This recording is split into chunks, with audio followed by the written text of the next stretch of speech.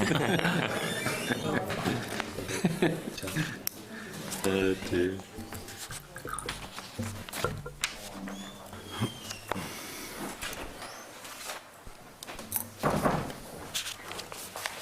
members, we're now in public session.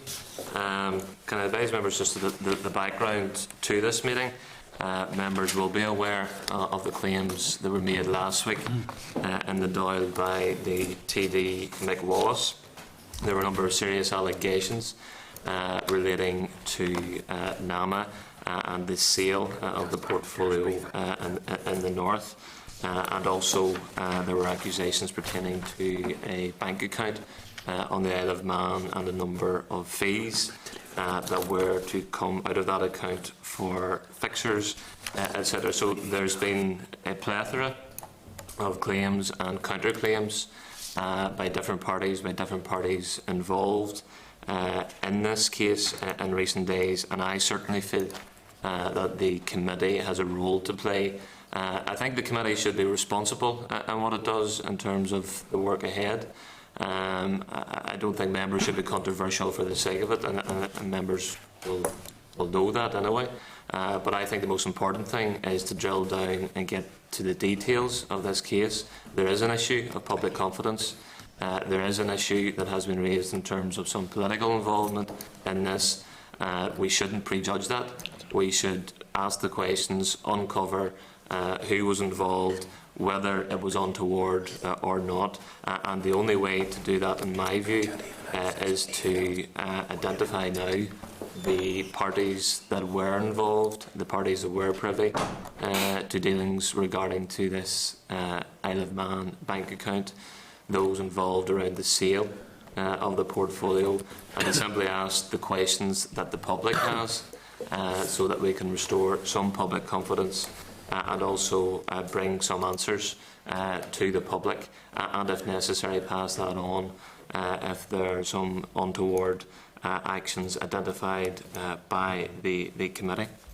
So I don't know if members want to make any opening comments before we agree the way forward in regard to this. Just, Chair, I'd say it is important, that the matter is investigated, because it does sort of cast a shadow over all of us, and politicians here get enough knocks. So I think it's important we get to the actual root cause and establish the fact. I do think, Chair, it's important that you're liaising with John McGuinness, the Chair of the PAC. 100 miles away, they're going to have hearings and inquiry into this issue as well.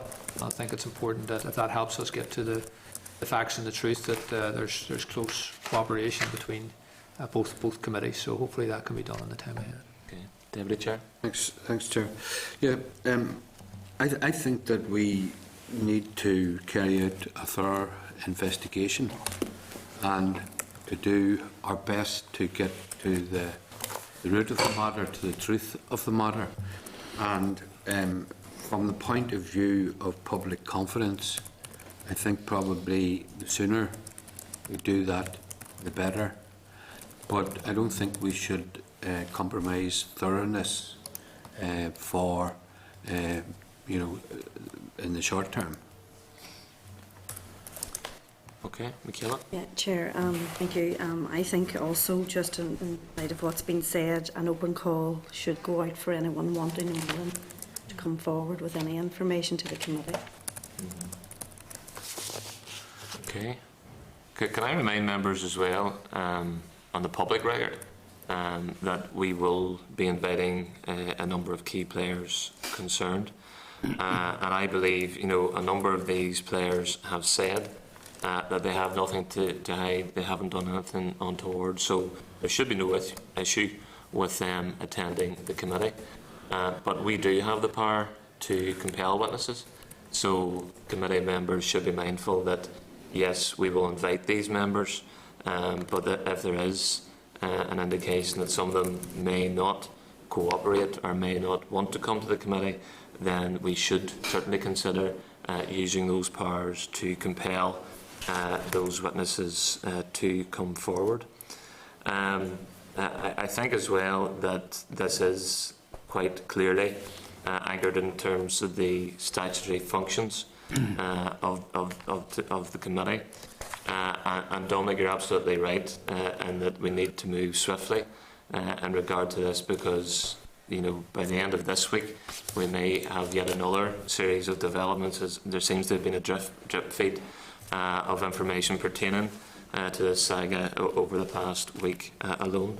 So certainly what we need to do now then is identify who we wish to invite to the committee.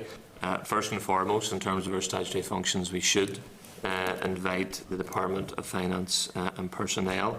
And also I would suggest, given the appointees were subject to the consultation of the Finance Minister at that time, we should also invite Frank Cushnahan and Brian Rowntree to the committee, as well as Ian Coulter and Tuhans. So I don't know if members want to pitch in what other parties they believe should come forward. Well, I think, Chair, and it may be peripheral, but it seems to me very interesting that in this day and age anyone can set up a bank account in the Isle of Man and place £7 million in it. So while banking is a reserved matter, I think it would be useful to speak to whoever is relevant to find out why an account was set up in the Isle of Man. Traditionally, of course, going back many years, that was a practice of banks to hide money from the tax authorities. I thought that practice had really stopped the whole idea of offshore accounts.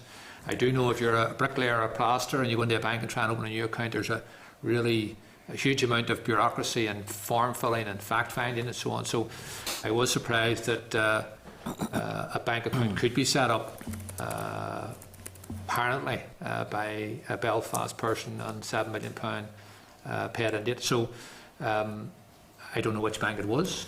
I don't know if it's a local bank or not, but I do think that that's a relevant question as we try and follow this trail of money. So I'm not sure which bank and if that information will come forth and come forward, Chair, but I do think it's an interesting question to in relation to confidence of the public in the banking system and in civic life, who set up this account and why it was set up. Deputy Chair. Yes, thanks, Chair. I think it would be useful to invite former Finance Minister Mr Wilson, since he negotiated with the Republic's then Finance Minister Brian Lenihan the two places that Northern Ireland had on the advisory panel. It would be interesting to find out what he saw their remit as, and if they had any function in liaising with the Department of Finance, and if they did that to officials, to the Minister, and indeed if other ministers were involved in that as well. I think probably the previous Finance Minister, his successor, Minister Hamilton, may also have some light to shed on the relationship with NAMA. Okay, so you're happy to invite Mr Wilson as an initial witness? Okay. Ian and Judith. Sir. Obviously, the law firms that are associated with this are going to be key players in where this money came from and how it got to a bank account. Not that I'm doubting our ability to deal with solicitors when or if they come in front of us, but I think we need to consider that as an option. But as well as that, to ensure that we do get the correct, or ensure that we do have the capacity to pull as much information out of solicitors and don't have the attitude that they don't have to answer questions. So I think we need to be clear, and need to be clear with witnesses that when they are asking for information, that it's not just information they think they want to give. It's it is, and I appreciate you said we're inviting them in the first instance, but I think it's important that our capacity to question solicitors who make a livelihood out of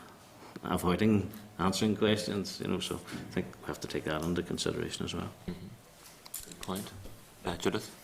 You had mentioned obviously asking the people who were on the advisory committee, but if we strip it right back to the overall process, you know, and who had early knowledge of the sales process and who was that information shared with, and, you know, right back at the very beginning, probably people from NAMA itself, from the board that need to be there. You know, they know whether or not there was sort of an officially sanctioned pre-sale teaser had gone out. They know if there were other things, you know, portfolios that were going to come up for sale as well. You know, because there's questions around, was PIMCO told to step back and they might get a free run at the next one, you know. So I think we need to really get that process of exactly how things happen, which would then allow us to, you know, investigate in other areas. There does appear to be a symmetry between the PIMCO approach and then Cerberus thereafter. So I think that's very important to scrutinise. I mean, I think the thing is that, these types of deals happen in a certain way. So I think it would be very useful to have that clear, you know, what is it, you know, maybe this is the only one that has unravelled in front of us, you know, but, you know, I would go for some people from NAMA. Don't know the names of who you want to bring, but... She's not excited. There's jurisdictional issues in any of likes of, I have no issue, I'll be anybody to come, you know, but what, you know, are there any issues of jurisdictional and the powers that we actually have? I know we did get a bit of a briefing on that, but, you know, I think we need to, which we probably could fill a list and fill a room twice over. We need to be just mindful of what our jurisdictional abilities are. But 2 points I would make in regard to that. The first, I mean, the majority of the key players, I think, are based locally, so we should be able to compel them. Well, from a Northern Ireland perspective, yeah. And secondly, the other players, whereby they reside in the south, across the water, or in the States, they all have reputations to protect and uphold. So if they have nothing to hide, there should not be an issue with them coming to appear before the committee. But also just to follow on Judith's point, Cerberus and PIMCO, we should invite those, particularly Cerberus, given that they're quite active in the market locally at the moment, and we're all well aware of some of the complaints that we've been receiving around the actions of Cerberus. And also, I suppose, the other two players I would like to invite would be the Law Society, who are overseeing a process that at this moment in time I know little about, but it would be useful to get an update as to where that sits or where that is likely to go. And also Mick Wallace, because he kicked the whole thing off last week. He obviously has some information that would be useful to the committee. We would certainly welcome his participation in our inquiries as well. I think there was some reference made that the PSNI were supposedly investigating part of this. That was in the report that was included within the Irish News. I don't I think think they they're denied that, Chair. investigating. They did deny that they were doing anything. Yeah, it was a comment made by Mr. Wallace. I think he had stated that at some stage. I think it said actually there'd be no complaint yet on that. I appreciate that. Weren't investigating it, but that. And more Did clarity. you say clarity? Sure. Yeah, you could write to the police to clarify that. I think just one brief point in relation to the Law Society I thought was really unhelpful. The Law Society refusing to even confirm that they were investigating a complaint from Tunes, you know, only use the term of law unto themselves, but certainly we're going to get to the bottom of this, and our only interest is not in investigating a business transaction, but looking at was there anything improper, were there any kickbacks, were there fixers involved, and in that, you know, in relation to that, try and find out was there any illegality. I really think it's unhelpful that any organisation which is the standard, such as Law Society, says we're not going to comment, and even protecting their, you know, whatever privileges involved. I think we need cooperation. The other, and to take up with Mrs. Cochrane's, Judith's point, it's really important that NAMA come forward and speak to us, and I know that the key players in NAMA, of course, aren't in the jurisdiction, but I would think it was in their interest to cooperate with us, because the feeling among the public is this sort of sum was paid in such a convoluted manner that the sales process was compromised. And, you know, NAMA Chair should be calling you saying, please, can we give evidence of this? Please, will you do a thorough job? Because if NAMA was compromised, then that's total betrayal of the public, because it's a public asset and public money. So NAMA are as important to me as Wallace, as important to me as Tunes and the other players. And I think we need to find out from them, can they explain to us what happened here? Why was this money paid? And was their sales process compromised? And what I mean by that was less money paid for this public asset. It should have been paid because Cerberus had inside knowledge which they shouldn't have had access to under a normal sales process. So NAMA for me, Chair, I really want to see them here. Michaela? Yeah, just on the back of Martin's comments, I mean, obviously in terms of the Law Society, they appear to be investigating why the individual left in January under a cloud of suspicion, I suppose.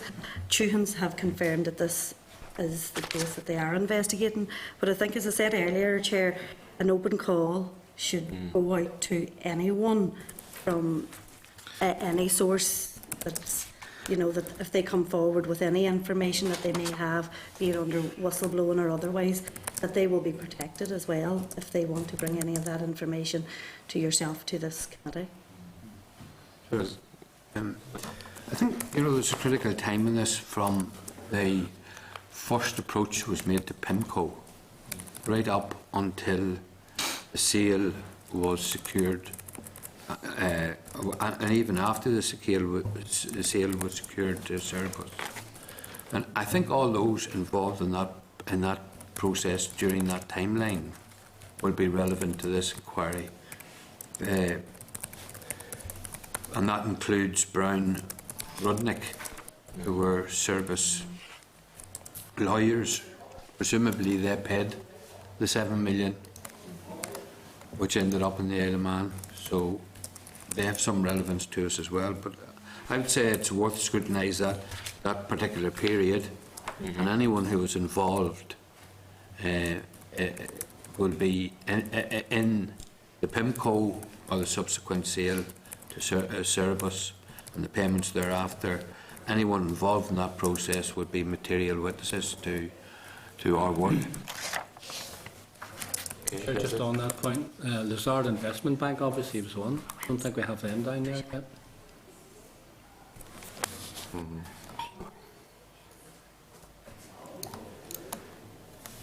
Okay. Would it be worth as well, I perhaps wasn't listening well enough a few minutes ago when they talked about obviously the law firms, A&L Goodbody were the UK lawyers for Cerberus, I understand. It might be worth just giving them the opportunity to say we had no role whatsoever, because why would Tunes have been taken on rather than A&L Goodbody if they were already at a base here? There's a good suggestion as to why. To do with geography, at least. Same building. Well, I just think because A&L Goodbody have had their names mentioned as well, I think Just to it's clear worth that, them to be yeah. able to have that opportunity if they wanted to say Respond they to that, take okay. a role or whatever. Martin? So you mentioned at the start that we'd received correspondence or complaints from some people in relation to Cerberus, and that is why one of the reasons why we were asking Cerberus to come in and see us. I think it'd be proactively. I think we should go out to those individuals and say that we're having this inquiry because I think it's related. I think the culture and practices of Cerberus are under the spotlight, and rightly or wrongly, I think we should probe that, and that is why we wanted to bring them in to talk with us. I'm not sure who those individuals were. All members will be aware of the Graham case, which is in the media at the minute, which is a case where long-standing, well-established Belfast family lost property and made complaints to Cerberus, which have taken to court, saying that that was improper and unnecessary. But I do think that we should make sure that we encourage those who have who have evidence to give, that they come forward. I met Cerberus in May on constituency issues relating to property in Belfast. The Market Development Authority are trying to acquire a small piece of land in the market, and we discussed that. Discussed the Sirocco site, which gay and community groups and Belfast City Council is interested in, and the Graham case. But also I discussed coming to the committee, and stressed how important it was that Cerberus take up that offer to come to committee. I know that we have a date for that in September, but I think the sooner I met Mr. Coughlin and Mr. Berg, but the sooner we hear from Cerberus candidly on the public record, the better for everyone. I would say most members of the committee have heard anecdotally of cases where Cerberus have been dealing with people's accounts, and certainly what I've heard, their style seems to be quite ungratifying, to put it mildly. So regardless of that, regardless of what's happened over the past week, it already was a priority for this committee that Cerberus come forward. And I suppose, given what has happened over the past week, those who are, in their words, at the mercy of Cerberus, will feel quite aggrieved at the fact or the possibility that Cerberus may have got this portfolio through a process that may be flawed. So that's why it's quite important that we're acting on their behalf as well, to clarify whether the procurement of the portfolio was all above board. Chair, so far we've been concentrating on people involved in the legal profession, the financial and property industries. One of the key allegations in all of this is that there were politicians involved, and I think it would be remiss of us to call legal personnel and business people, property speculators and so on, and not call politicians who were involved. And I think there is evidence that politicians met with PIMCO and met with Cerberus, and I think those politicians should be witnesses during our investigations.